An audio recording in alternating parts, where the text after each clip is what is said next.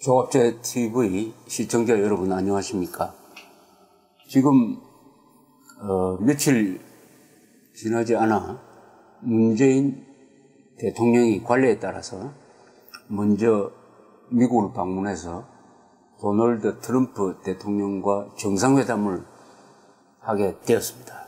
이 정상회담에서 중요한 문제가 다루어질 것입니다. 그것은 북한 핵 문제입니다. 이 북한 핵 문제에 대해서 생각이 다른 사람들끼리 이제 만나게 되었습니다. 생각이 다른 사람입니다. 문재인 대통령은 대화를 통해서 핵 문제를 해결하자고 합니다.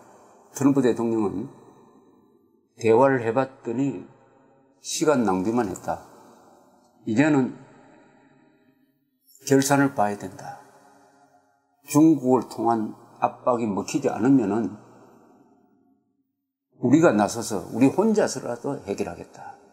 이렇게 공언을 하고 있는 사람이니까 두 사람이 어떤 합의를 할지 또는 어떤 합의를 하지 않을지가 매우 중요하고 이것이 한국의 국가 진로에도 영향을 미칠 가능성이 높습니다. 요사이 전문가들의 이야기, 돌아가는 이야기가 이제 어느 정도로 사태를 인식하는 데서는 합의가 이루어지고 있습니다. 그 합의는 간단합니다. 핵 문제를 가지고 20, 30년 동안 폭탄 돌리기를 했다. 미국이나 한국이나 그 앞에 정권은 폭탄을 받아가지고 이걸 해결하려고 하지 않고 다음 정권에 또 넘겨가지고 지금 여기까지 왔다. 이제는 폭탄을 더 넘길 수가 없다. 이 폭탄을 해체해버리든지 폭탄과 함께 자폭을 하든지 해결해야 될 때다. 이제는 더 넘길 수가 없다. 라고 생각하게 된 것은 빠르면 올해 늦어도 한 1, 2년 안으로 북한이 소형화된 핵탄두를 노동미사일에 갖다 붙여가지고 실전 배치할 것이다. 실전 배치하고 나면은 핵전쟁을 각오하지 않고는 북한 핵 문제 해결할 수 없다. 미국도 ICBM 장거리 탄도미사일을 사정권 안에 들 것이다. 미국도 로스앤젤레스 정도는 북한의 핵탄두로 탄두가 떨어져가지고 수십만 명이 죽는 걸 각오해야 된다 하는 이런 지경에 이르렀으니까 일단 중국, 일본, 한국, 미국, 러시아까지도 북한을 제외한 거의 모든 세계 각국이 이 문제는 해결해야 되겠다. 이런 쪽으로 의견이 집약이 되고 있습니다. 거기서 더 집약되는 것은 이겁니다. 얼마 전에 국방부 대변인이 했던 김민석 중앙일보 기자 출신입니다만은 5년 동안 국방부 대변인을 했으니까 핵 문제에 대한 아주 깊은 지식을 갖고 있는 분이 간단 명료하게 올해 안으로 북한이 핵미사일을 실전 배치할 가능성이 많다. 때리려면 올해다. 올해 넘기면 안 된다. 올해 안에 때려야 된다. 때리면 성공한다. 그런데 성공하려면 때리기 전에 우리가 방어망을 갖고 있어야 된다. 때리면 올 것이 틀림없다. 그럼 권투로 말하면은 펀치를 내지르면은 저쪽에서 카운터 블로가 올 텐데 그 카운터 블로에 대한 대비가 없이 때리면은 카운터 블로에 맞아가지고 뻗어버린다. 그러니까 방어망을 제대로 정비해놓고 때려야 되는데 그 방어망이 바로 사드인 것입니다. 그런데 앞으로 1년 안이 결정적인 중요성을 갖고 있는데 이 사드 배치를 이 정부가 들어와가지고 환경영향평가라는 그걸 가지고 계속 고의적으로 미루고 있다. 미루고 있는 상황이면 어떻게 됩니까? 우리는 때려야 하는데 방어망이 만들어져 있지 않으니까 때릴 수가 없다. 이렇게 되는 겁니다. 때리기는 때려야 되는데 방어망을 제대로 해놓고 때려야 되는데 사드 방어망을 만들려니까 그것을 이 귀중한 시간 6개월, 1년 이것을 그냥 허탕치게 만들어가지고 뭐 내년에 뭐 이런 이야기가 나오면은 그 결정적인 시간 1년을 버립니다. 버리면은 미사일 실전 배치, 북한이 미사일 실전 배치를 하는 순간 한국은 종속돼 버린다. 여기에 문재인 정부가 지금 뭘 하고 있느냐, 이런 이야기죠. 자, 그러면은 미국은 과연 북한을 때릴 수 있을까요? 이것도 간단치 않습니다.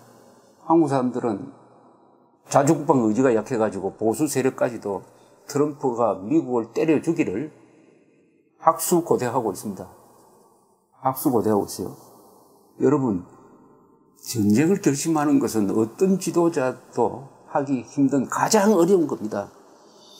우리는 트루만 대통령이 만나본 적도 없는 한국 사람, 알지도 못하는 나라에 만나본 적도 없는 한국을 지키기 위해서 연인은 180만 명을 보내서 5만 4천 명이 죽고 10만 명이 다치게 한 이 결단이 얼마나 어려웠고 고마운 것인가를 잘 몰라요.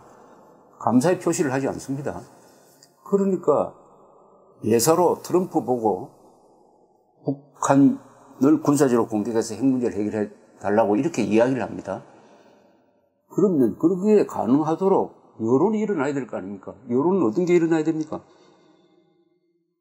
이제는 시간이 없다. 북한의 핵 문제는 해결해야 된다.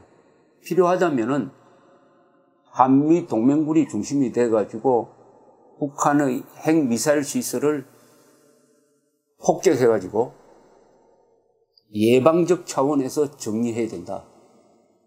폭격을 원한다. 한국인은 북핵 폭격을 원한다. 거기에 따른 희생을 감수하겠다. 이렇게 나와야 됩니다. 거기에 따른 희생을 당연히 감수하겠다. 그때 휴전선에 있는 장사정포로 서울을 때리면은 희생자가 한국에서 생길 것입니다. 그러나 몇 시간 끝나면은 우리가 반격을 해가지고 장사정포를 싹 없애버릴 수가 있습니다.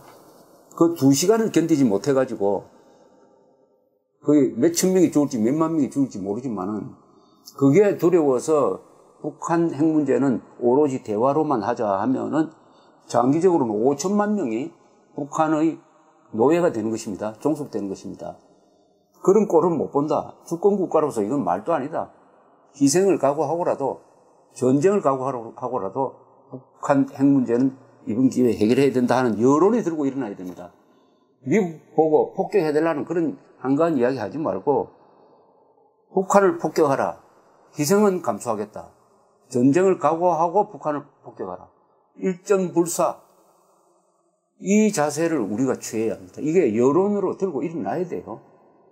그렇지 않고 우리는 그냥 팔짱 끼고 앉아가지고 사드도 배치해주지도 않고 미군 보고 북한을 폭격해라. 이게 말이 됩니까? 우리가 급한 우리가 해야지 왜 미국 보고 해달라고 합니까? 자, 미국이 그럼 가능한지 한번 계산을 해보겠습니다. 미국이 북한의 핵시설을 폭격할 결심을 할 수 있겠느냐? 이 기회에 북한의 핵시설을 미사일 기지를 폭격하지 않으면 머지않아 장거리 미사일을 개발해가지고 미국을 칠 것이다. 지금 여기서 없애버려야 된다 하는 생각은 확실하게 갖고 있습니다. 그러나 이게 가능하려면은 첫째, 한국이 협조를 해야 됩니다. 한국이 미국을 막고 나서지 않아야 됩니다. 오히려 미국보다 더 적극적으로 같이 협조해가지고 같이 폭격하자. 그리고 그게 따른 피해는 우리가 감수한다. 그게 전쟁으로 번지더라도 할 수 없다. 그러나 전쟁으로 번지지 않는 압도적 군사력을 배치하면은 전쟁으로 갈 확률은 줄어들 것이다. 이렇게 나와야 됩니다. 자, 미국이 걱정하는 것은 누구보다도 미군과 미국인들의 피해입니다. 지금 북한의 핵시설을 폭격을 하면은 항모함 3개 내지 4개 타스크포스를 여기 갖다 놓고, 그렇기 때문에 함재기가 한 300기가 됩니다. 그게 북한을 폭격하러 갈 때는 북한의 레이더 시설 같은 것을 일단 무력화시키죠. 그건 전자장치로 무력화시키든지 아니면 크루즈 미사일로 때려서 시키가. 아마 그때는 북한의 공군력이 아마 사라질 겁니다. 그래가지고 한 300대의 비행기가 한국군도 거기 가세하면은 뭐 500대쯤 되겠죠. 북한의 중요한 핵미사일 시설을 골라서 때린다. 그 다음에 여기에 만약 저항을 하면은 김정은의 숙소라든지 김정은의 별장을 때린다. 뭐 이런 단계적 계획을 다 세워가지고 덤벼들면은 북한의 이 대항 무력이 무력화될 가능성은 있지만, 그러나 장사정포로 인구가 밀집된 서울을 때릴 가능성이 많은데, 이때 주한미군이 희생되는 거죠. 또 여기 한국에 있는 미국인들이 희생되는 겁니다. 한국에 지금 약 20만 명의 미국인들이 살고 있습니다. 대부분이 수도권에 살고 있어요. 이 사람들을 어떻게 할 거냐? 미리 그럼 다 뺄 거냐? 미리 다 빼면은, 북한이 보기에는, 우리를 치겠구나 하면은 저쪽에 선제 공격할 수가 있습니다. 이런 어려움이 있습니다. 그 다음 여기에 중국 사람들이 많이 와 있어요. 한 100만 명이 와 있습니다. 그 상당수가 조선족입니다. 그러면 중국 국적이죠. 중국 또한 자기들을, 국민들의 안전을 걱정하게 되겠습니다. 한국인들은 더 말할 것도 없고, 자, 이런 걸 감수를 하고 과연 때릴 수 있느냐? 더구나 한국인이 반대하고 나서면 되겠습니까? 한국인이 반대한다. 이걸 때려가지고 북한의 핵미사일 시설을 무력화시켰는데, 북한 장사 포격으로 한국인들 한 10,000명이 죽었다 했을 때 미국 대통령이 과연 그것을 감당할 수 있느냐? 그 10,000명 죽은 그와 별도로 미군이 한 1,000명 정도 죽었다. 이렇게 생각할 것입니다. 이걸 과연 감수하고 트럼프 대통령이 공격을 명령할 수 있느냐 하는 문제가 있습니다. 그 다음에 북한을 때린 다음은 어떻게 되느냐는 겁니다. 때린 다음은 어떻게 되냐? 북한이 남한에 대한 장서정포 등등 공격을 반드시 해올 텐데 그걸 어떤 식으로 막을 거냐 하는 데 대한 대비가 있어야 됩니다. 우리 김민석 전 대변인은 한번 때리고 나서는 국제적인 공세, 국제적인 개입이 들어가가지고 북한이 보복을 못하도록 하는 여러적인 외교적 압력이 들어갈 것이다. 또 중국도 해외 공군력으로 그냥 북한의 핵시설을 없앤 데 대해서는 중국도 항의만 하지 군대를 보내가지고 반대하는 행동은 하지 않을 것이다. 이런 공식적인 의견이 이미 표명되었다. 이런 이야기를 하고는 있습니다. 뭐 그렇게 될 가능성도 많죠. 그러나 인명 손실입니다. 미국이란 나라는 이라크 전쟁에서 5,000명이 죽으니까, 5,000명의 미군이 죽으니까 더 이상 전쟁을 지속하기가 어려운 분위기가 형성이 되었습니다. 한국에서 만약 미국인들이 얼마나 죽겠느냐? 10,000명 이상 죽는 전쟁은 하기가 힘들 것입니다.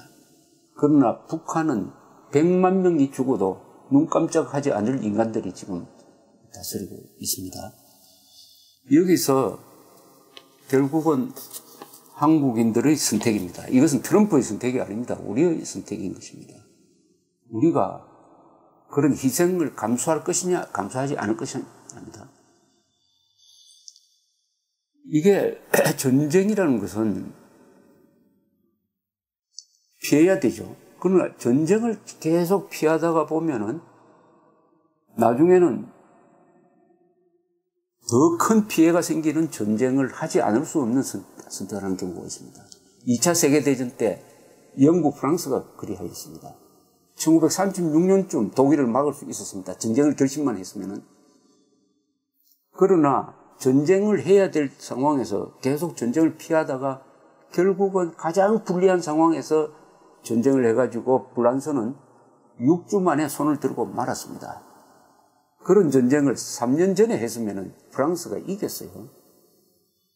그러니까 5천만 명, 그리고 북한 주민까지 치면은 7천만 명의 한민족의 생사가, 그리고 한민족이 노예로 살 거냐, 자유민으로 살 거냐 하는 것이 걸려있는 이 문제에 대해서 우리가 희생 없이 해결하자, 전쟁 없이 해결하자, 피를 흘리지 않고 해결하자는 것은, 이것은 공짜 심리입니다. 그렇게 되지도 않습니다. 그러니까 이번 어차피 시간이 없습니다. 올해 안에 또 늦어도 1년 안에 우리 한국인은 결단해야 됩니다. 일전 불사냐 아니면 노예 상태로 살 것이냐. 북한을 폭격하라. 희생은 우리가 감수를 하겠다. 이렇게 나오는 전 국민적 각성이 이 기회에 이루어져야 합니다. 우리는 그동안에 안보를 공짜로 생각하고 미국한테 한미동맹을 빙자해가지고 다 떠넘기고 우리는 구경꾼으로 살아왔습니다. 이제는 우리 운명의 주인공으로 다시 태어나야 됩니다. 북한 핵 문제를 해결하기 위해서 폭격하자. 시간이 없다. 폭격하자. 희생은 우리가 감수한다. 일점불사하자. 더 큰 전쟁을 막기 위해서는 작은 전쟁도 선택해야 된다.